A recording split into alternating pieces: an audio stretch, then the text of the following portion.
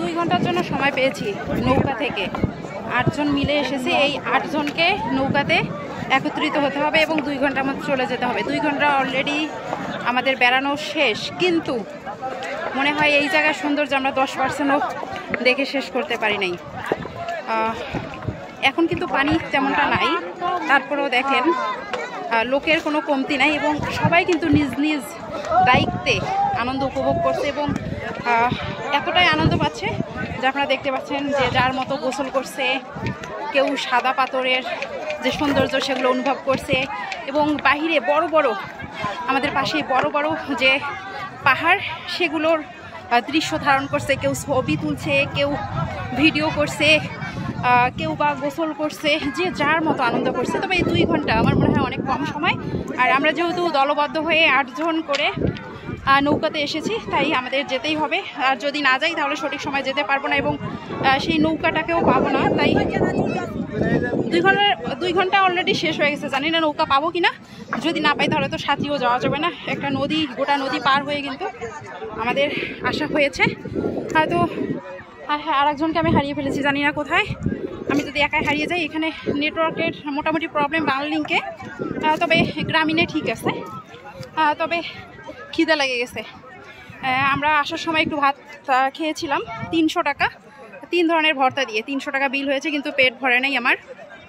আর মনে হয় খাওয়া হবে না, এত দাম দিয়ে খাওয়া সম্ভব না। তবে এই জায়গার ভিউ দেখে কিংবা এই জায়গায় আসতে পেরে আমার খিদা দূর হয়ে গেছে এবং মনের যে খিদা কিংবা চোখের যে তৃপ্ততা সেটা আমি পেয়েছি। সব মিলিয়ে আলহামদুলিল্লাহ অসাধারণ। সিলেটের এই সাদা পাথরের স্থানটাতে আপনারা আসতে পারেন। এখানে সাদা পাথরের অপরূপ সৌন্দর্য দেখতে পারবেন। দূরে খুব কাছেই অবশ্য আমাদের বাংলাদেশের গা ঘেঁষে ভারতে অবস্থিত এই ছোট ছোট পাহাড়গুলো, বড় বড় পাহাড়গুলো আপনারা দেখতে পারবেন, সাদা পাথর দেখতে পারবেন এবং এই যে পাহাড়ের গা ঘেঁষে নদী বয়ে যাচ্ছে, এই নদীর স্রোতধারা কিংবা এই স্রোতধারায় গা ভিজাতে পারবেন, গোসল করতে পারবেন, ঠান্ডা পানির স্রোত গায়ে দিতে পারবেন, শীতল হতে পারবেন। সব মিলিয়ে বাংলাদেশ এবং ইন্ডিয়ার যে মিলন মেলা, এই মিলন মেলাটা এখানে উপভোগ করতে পারবেন। ইন্ডিয়ার অনেক কিছু এখানে পাওয়া যায়। ইন্ডিয়ার মানুষের সঙ্গে দেখা হতে পারে, তাদের সঙ্গে কথা বলতে পারেন। ইন্ডিয়ার বিএসএফ, বাংলার বিএসএফ, আর সব কিছু মিলিয়ে এই জায়গাটা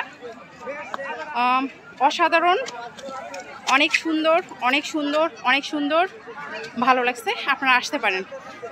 আমি এখন মনে করছি যে সিলেটে যদি কেউ না আসে, বাংলাদেশের সে সৌন্দর্যটাই দেখেনি, সিলেটে আসলে আপনারা অনেক সৌন্দর্য দেখতে পারবেন। আমরা গতকালকে কিন্তু শ্রীমঙ্গলে গিয়েছিলাম, সেখানে আমরা মেবি 100%-এর মধ্যে 1%ও দেখতে পারিনি। তবে এই 1% দেখতে গিয়ে আমাদের প্রায় 4 থেকে 5 ঘন্টা লেগে গেছে। তো আপনারা একটু আইডিয়া করে দেখেন যে কত সৌন্দর্য আছে এই শ্রীমঙ্গলে। তো যাই হোক, এখন আমরা আছি অবশ্য সিলেটের সাদা পাথর নামক স্থানে। আমরা গতকাল থেকে শাহজালাল রাদিয়াল্লাহু আনহুর মাজার শরীফের সামনে আমরা হোটেল বুক করেছি, সেখানে ছিলাম এবং আজকে হয়তোবা সেখানে থাকতে হবে।